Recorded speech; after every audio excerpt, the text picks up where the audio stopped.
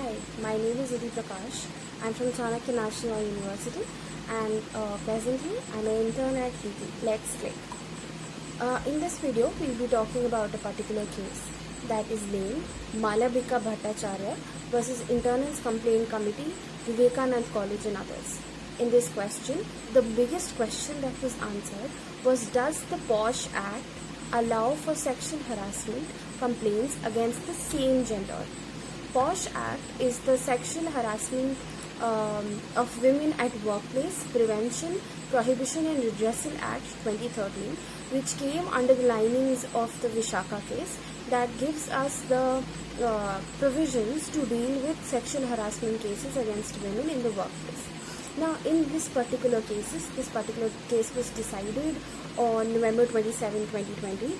The facts are as such that a complaint of sexual harassment was filed by a female against the petitioner, a female employee petitioner was the female employee at the college, and by the respondent, a private respondent who was a female on the date of 15th September 2020. Now the main contention here was under the definition of Sexual Harassment Act, under the definition of sexual harassment, it was asked whether a sexual harassment complaint can be filed against a person of the same gender.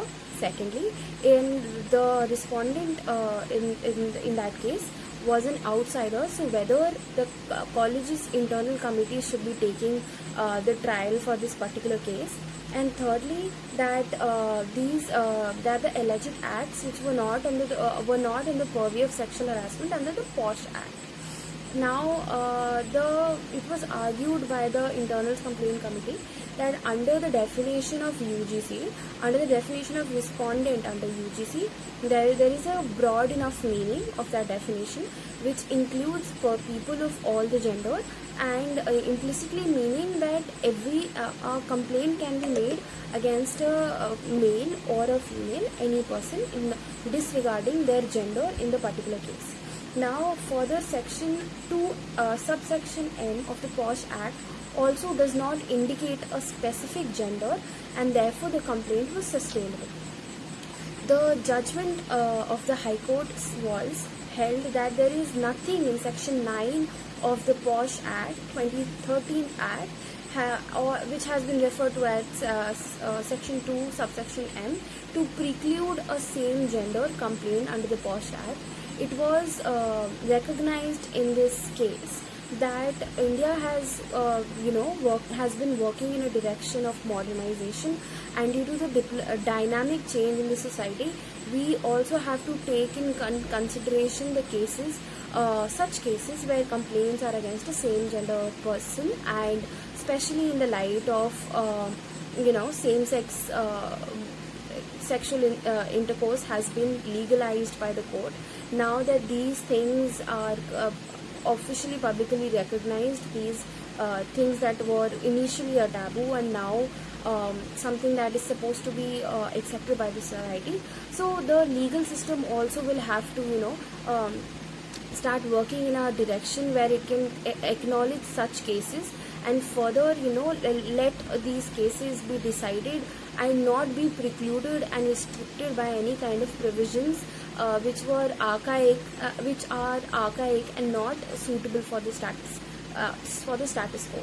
So now in this present case, the court held that it might seem a bit odd at first that people of the same gender complain of sexual harassment against each other.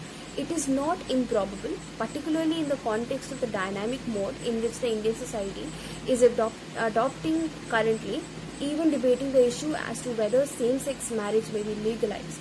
Now, sexual harassment as contemplated in 2013 Act has to pertain that the dignity of a person is maintained, and which is extremely important. And these cases where a complaint has been made against a person of the same gender, these are also to be taken under the light of the fact that the dignity of every kind of person, regardless of their gender, regardless of what situation they faced it in, these kind of things should be included under the meaning of the definitions of 2013 Act, i.e. the POSH Act. So you can go online and read the case. I'll reiterate the name of the case. Malavika Bhattacharya versus Internal Complaint Committee, Vivekanand College and others. Thank you.